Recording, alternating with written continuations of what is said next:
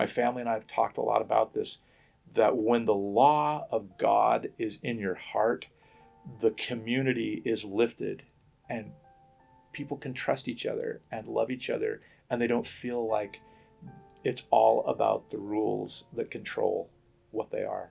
And I love it. My name is Dr. Mark Mason. I'm a coordinator for Seminaries of Institutes in Religion for the Church of Jesus Christ of Latter-day Saints.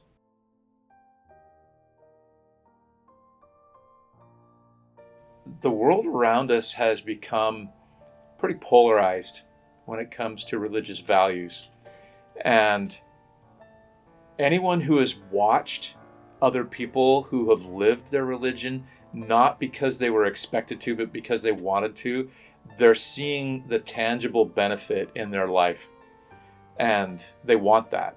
An eternal family is something that we believe in, and they want that. The paramount is a relationship with Jesus Christ. To be able to see that I can make decisions in my life and not be perfect at making them, and then have a pathway to feeling better about my mistakes and even my intentional misdeeds, my sins, and feel peace about that is huge.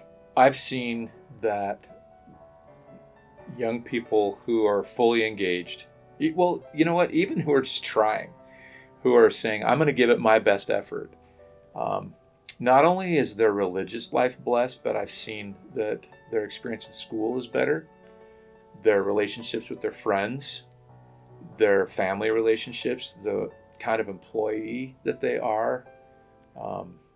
And I really think their mental health is better because they're able to cope with stress. There is a negative side for some people. I've seen some people who don't fully understand the doctrine of what Jesus Christ offers, and instead of feeling peace, they feel stress because they just see it as a list of rules.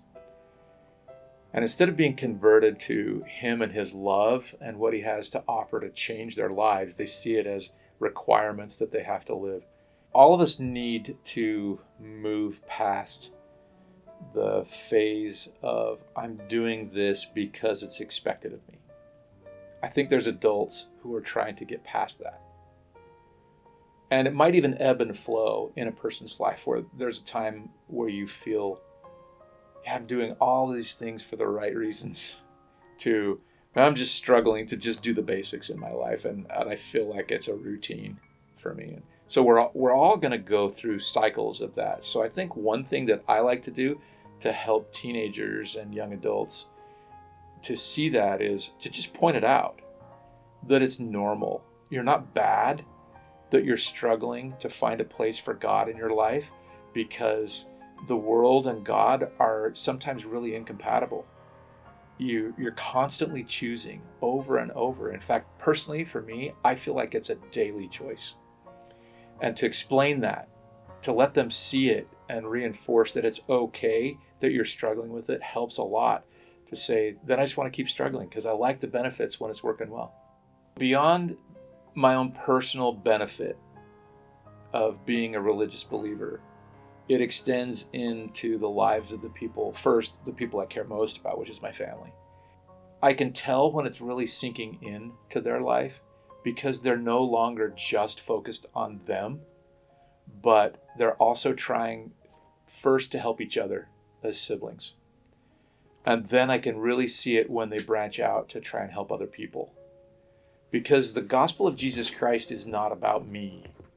He was never about, this is about me and what I get out of it. It was always, what am I doing for someone else? I think if the whole world had that attitude, it would just be such a happier place. Look for the good. And if you'll focus on that good and amplify it in your life and in the lives of people around you, you'll see the benefit. And you'll make friends with those people. They'll lift you, you'll lift them. Over 30 years, I've seen a lot of students. I don't know how many, probably 8,000 students that I've taught. And many of them, you just teach them. And some of them you get really close. One young man, his name's Joey.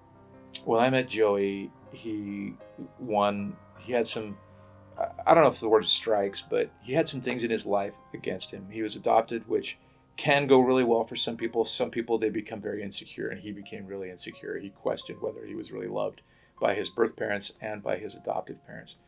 And when I met him, we became friends enough that he told me he was into drugs. He was sleeping with his girlfriends. He was a mess. He wasn't going to school. He didn't want anything in life. And as a result, he was a really negative person. He said a lot of really negative things to me. I ignored those because we connected on a different level that was personal, and I focused on that rather than on his weaknesses. And over time, because of that relationship, he and I, his parents, his bishop, his girlfriend, we all worked together to help him.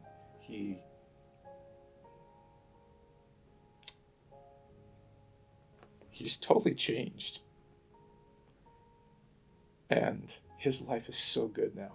One day, when he had just decided, I'm not going to get high anymore, he came running from the bathroom to where I was, just in tears, saying, I have nothing. I have no friends. I have nothing. Is it even worth it? And my answer was, yes, you do have something. You have Jesus Christ. He sees what you're doing, and he loves you. And he wants you to be happy. You can't quit now. I'm just so proud of him for walking away from that life to where he is now. I love the effect that the Savior has on people's lives. I love to be a part of that.